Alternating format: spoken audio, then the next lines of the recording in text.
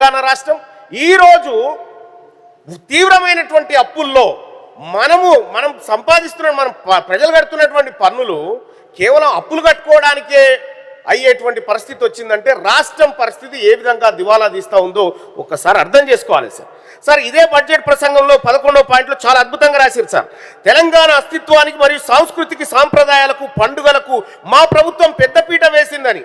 Sir అసలు తెలంగాణ అస్తిత్వం అంటే ఏంది సార్? ఒక్కసారి సభలో మాట్లాడుకోవాలి సార్. తెలంగాణ అస్తిత్వం అంటే ఈ ప్రాంతపు మట్టి వాసన సార్. ఇక్కడ ప్రజల ఆత్మీయత పౌరుషం తాము కోరుకున్న విధంగా బ్రతకాలని అనుకోవడమే సార్. బ్రతకాలన్న ఆకాంక్షే ఇది అస్తిత్వం అంటే.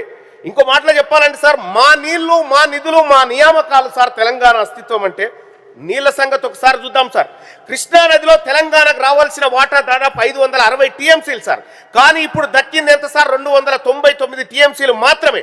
గోదావరిలో 980 టీఎంసీలు దక్కాల్సి ఉంటే దక్కింది 600 టీఎంసీలు కూడా లేదు అధ్యక్ష. ఇక తెలంగాణ అస్తిత్వంలో నీళ్ళ కథ ఇట్లుంటే అధ్యక్ష, నియామకాల కథ చూద్దాం అధ్యక్ష. ఆంధ్ర వాళ్ళు మన ఉద్యోగాలు దోపిడీ చేస్తున్నారని లొలిపెడితిమి. విద్యార్థులు రోడ్డెక్కే ప్రాణాలకు తెగించిర్రు, ఆత్మ బలిదానాలు చేసిండ్రు. నాకు రాకపోయినా నా తెలంగాణ బిడ్డల కన్నా ఉద్యోగాలు దక్కుతాయని ఆశపడ్డారు. కానీ ఏం జరిగింది అధ్యక్ష? తెలంగాణ పబ్లిక్ సర్వీస్ కమిషన్ వద్ద నిరుద్యోగులు ఎంతమంది రిజిస్టర్ చేసుకున్నారో తెలుసా సార్?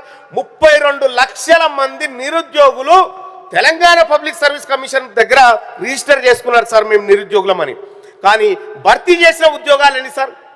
భర్తీ చేసిన ఉద్యోగాలు చాలా అంటే చాలా తక్కువగా ఉన్నాయి సార్. ఇక్కడ 2019లో బిస్వాల్ కమిటీ వేసినటువంటి నివేదిక ప్రకారం 1,90,000 ఉద్యోగాలు ఖాళీ ఉన్నాయని చెప్పారు సార్ 2019. ఆ 2019 నుంచి సార్ దయచేసి క్షమించండి సార్ 2019 నుంచి ఇప్పటి వరకు సార్ భర్తీ చేసిన ఉద్యోగాలు 1,00,000 లోపు ఉన్నాయి సార్. మరి ఇంకా 1,00,000 ఉద్యోగాలు ఖాళీగా ఉన్నాయి సార్. కానీ ప్రభుత్వాలు ఉద్యోగాలు భర్తీ చేయడంలో నిర్లక్ష్యం వహిస్తూ ఉన్నాయి.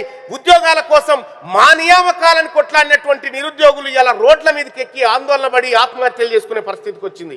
ఇదే కాంగ్రెస్ పార్టీ ప్రభుత్వం అధికారంలోకి వస్తే జాబ్ క్యాలెండర్ని ఇంప్లిమెంట్ చేస్తామని చెప్పి డేట్లు కూడా అనౌన్స్ చేసినారు సార్. డేట్లు అనౌన్స్ చేసిరు. ఆ డేట్లు చూసినప్పుడల్లా ఇక ఫలానా జూన్ 7 తారీఖు నాడు ఇది పడుతుందేమో, సెప్టెంబర్లో అది పడుతుందేమో అనుకున్నారు సార్. తీరా అధికారంలోకి వచ్చిన తర్వాత క్యాలెండర్ అనేటువంటి మాటను కాంగ్రెస్ పార్టీ ప్రభుత్వం మర్చిపోయింది సార్. ఇది నిరుద్యోగుల ఆశల మీద నీళ్లు జల్లినట్టుంది సార్. ఇది నియామకాల కథ సార్. ఇక నిధుల సంగతి చూస్తే సార్ ఇప్పుడు బడ్జెట్లో 3,24,234 కోట్ల రూపాయలు పెట్టారు సార్. మా నిధులు మాకే అంటే తెలంగాణ రాష్ట్రంలో బీసీల జనాభా 56.33% ఉందని చెప్పి 56.33% ఉందని చెప్పి సార్ బొండికో లెక్క చెప్పారు. ఆ లెక్క ప్రకారం బీసీలకి రాష్ట్ర బడ్జెట్లో దక్కాల్సింది 1,82,641 కోట్లు.